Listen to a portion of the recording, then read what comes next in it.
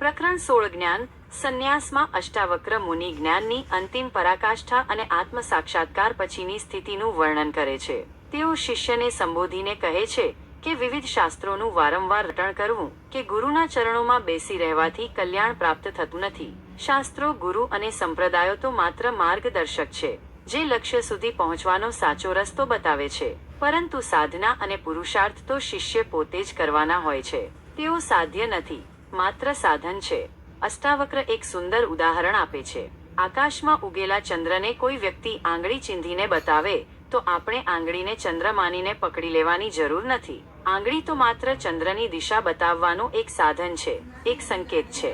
તેવી જ રીતે ગુરુ અથવા શાસ્ત્ર પોતે પરમાત્મા નથી, પરંતુ તેઓ પરમાત્મા સુધી પહોંચવાના સાધનો છે. જો કોઈ વ્યક્તિ માત્ર સાધનોને જ પકડીને બેસી રહે તો તે ક્યારેય પોતાના લક્ષ્ય એટલે કે પરમાત્માને પામી શકતો નથી.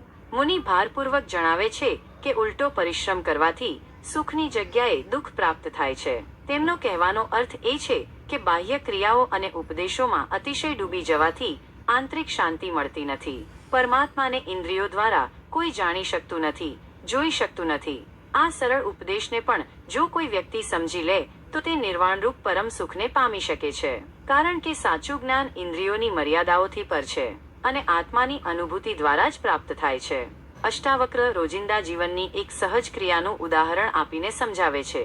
શ્વાસ લેવો અને છોડવો, ખોરાકનું પાચન થવું કે ન થવું જેવી ક્રિયાઓ આપોઆપ થયા કરે છે. તેવી જ રીતે આંખોનું ખુલવું અને બંધ થવું પણ એક સ્વાભાવિક પ્રક્રિયા છે. પરંતુ જો કોઈ વ્યક્તિ કર્તાભાવ રાખીને એટલે કે હું કરું છું એવા ભાવથી આંખો ખોલે કે બંધ કરે તો આ કર્તાભાવ જ દુઃખનું કારણ બને છે. જે વ્યક્તિ આંખ મીચવા અને ઉઘાડવા જેવી સામાન્ય ક્રિયાથી પણ ત્રાસ પામે છે, અર્થાત જે તમામ પ્રકારના બાહ્ય પ્રયત્નો છોડી દે છે, તે આળસુઓમાં શ્રેષ્ઠ ગણાય છે અને સાચું સુખ તેને જ પ્રાપ્ત થાય છે, બીજા કોઈને નહીં. અહીં આળસુ શબ્દનો અર્થ નિષ્ક્રિયતા નથી, પરંતુ બાહ્ય પ્રવૃત્તિઓમાં અનાસક્તિ અને આંતરિક શાંતિમાં સ્થિરતા છે. વધુમાં તેઓ કહે છે કે જે વ્યક્તિને આત્મદૃષ્ટિ પ્રાપ્ત થઈ હોય છે તે આંખો ફાડી ફાડીને બાહ્ય જગતના પદાર્થોના રૂપ અને રંગોને જોવામાં તલ્લીન થતો નથી.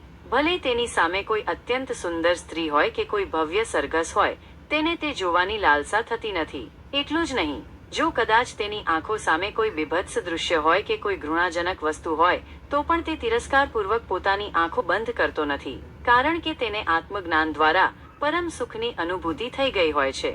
ભલે દુનિયાની નજરમાં તેની ગણતરી આળસુઓમાં થાય, પરંતુ વાસ્તવમાં તે આત્મિક આનંદમાં સ્થિર હોય છે. આ પ્રકરણનો એક મહત્વનો શ્લોક છે. જ્ઞેય પ્રાપ્ત જ્ઞાનો પરિત્યજેત, એટલે કે જાણવા યોગ્ય વસ્તુ પ્રાપ્ત થયા પછી જ્ઞાનનો પણ ત્યાગ કરી દેવો જોઈએ, કારણ કે લક્ષ્ય પ્રાપ્ત થયા પછી જ્ઞાન કે ઉપદેશનો કોઈ વિશેષ ઉપયોગ રહેતો નથી. અષ્ટાવક્ર આગળ કહે છે કે જો ભગવાન શંકર, વિષ્ણુ કે બ્રહ્મા સ્વયં આવીને તમને ઉપદેશ આપે, પરંતુ જો તમને તમારા સાધ્યની અનુભૂતિ થઈ ગઈ હોય તો તેમના ઉપદેશનો પણ કોઈ અર્થ રહેતો નથી. તમારે તમારા મનમાં ભિન્ન ભિન્ન ઉપદેશોનો ભાર એકઠો કરવાની જરૂર નથી, કારણ કે તે માત્ર અશાંતિ જ વધારે છે. ઉપદેશ તો માત્ર સાધ્ય સુધી પહોંચવાનું એક સાધન છે. તેથી જ તમારે બધા ઉપદેશોને ભૂલી જઈને તમારા સાધ્ય એટલે કે આત્મામાં લીન થઈ જવું જોઈએ. તેના વિના તમને ક્યારેય સાચી શાંતિ મળી શકશે નહીં.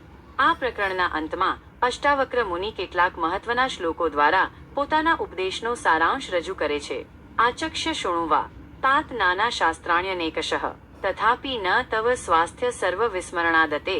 એક હે સૌમ્ય, અનેક પ્રકારના શાસ્ત્રોને તું અનેકવાર કહે અથવા સાંભળ, પરંતુ શાંતિ મેળવવા માટે એ સર્વ ભૂલી જવા સિવાય કોઈ માર્ગ નથી.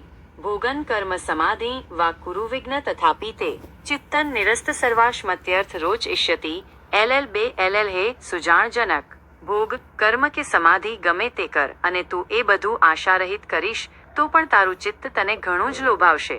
અર્થાત ફળની અપેક્ષા વિના કરવામાં આવેલું કોઈ પણ કાર્ય આનંદદાયક હોય છે. આયાસાત સકલો દુઃખી નૈન જાનાતિ કશ્ચન અને નૈવોપદેશેન ધન્ય પ્રાપ્નોતિ નિવૃત્તિમ. 3. પરિશ્રમથી બધા જ મનુષ્યો દુઃખ પામે છે, પરંતુ એને કોઈ જાણી શકતું નથી. આ ઉપદેશથી ધન્ય બનેલો નિર્વાણરૂપી પરમ સુખ પામે છે.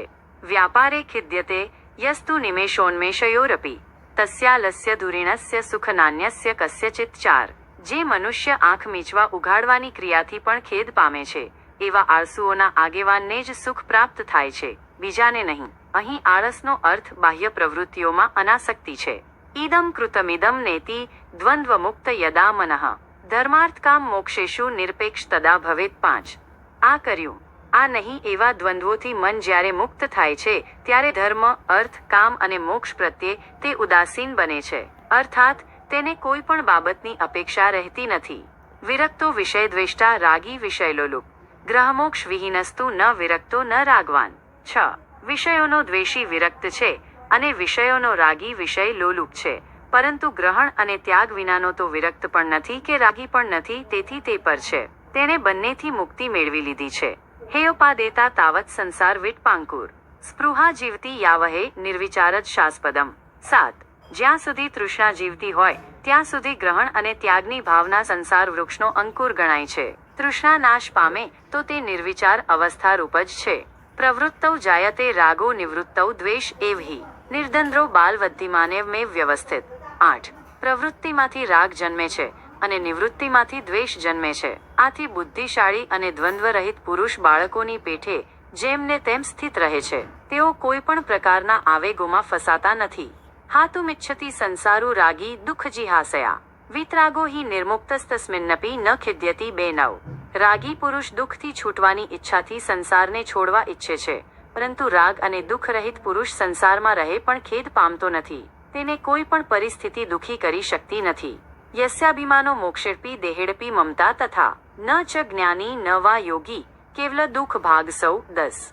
જેને મોક્ષમાં પણ આસક્તિ છે અને દેહમાં પણ મમતા છે તે જ્ઞાની પણ નથી અને યોગી પણ નથી. એ માત્ર દુખિયારો જ છે. જ્ઞાની અને યોગી બંને આસક્તિથી પર હોય છે. હરો યદુપદેષ્ટા તે હરિ કમલ જોડપી વા તથાપિ ન તવ સ્વાસ્થ્ય સર્વ વિસ્મરણાદતે. 11. તારા ઉપદેશક શંકર, વિષ્ણુ કે બ્રહ્મા ગમે તે હોય, પરંતુ સર્વ ભૂલી જવા વિના તને સ્વાસ્થ્ય પરમ શાંતિ પ્રાપ્ત થવાનું નથી. અંતિમ શાંતિ તો ત્યારે જ મળે છે જ્યારે તમામ પ્રકારના બાહ્ય આલંબનો અને ઉપદેશોથી મુક્ત થઈને આત્મ સ્વરૂપમાં સ્થિર થવાય છે. આમ પ્રકરણ 16 જ્ઞાન સંન્યાસમાં અષ્ટાવક્ર મુનિ જ્ઞાનની પરાકાષ્ઠાનું વર્ણન કરીને શિષ્યને આંતરિક શાંતિ અને મુક્તિનો માર્ગ બતાવે છે. તેઓ ભારપૂર્વક કહે છે કે સાચું જ્ઞાન બાહ્ય ઉપદેશો કે ક્રિયાઓથી પર છે અને તે તો આત્માની અનુભૂતિ દ્વારા જ પ્રાપ્ત થાય છે. તેથી તમામ પ્રકારના દ્વંદ્વો, આશાઓ અને બાહ્ય આલંબનોનો ત્યાગ કરીને પોતાના આત્મામાં સ્થિર થવું જ પરમ સુખ અને શાંતિનો માર્ગ છે.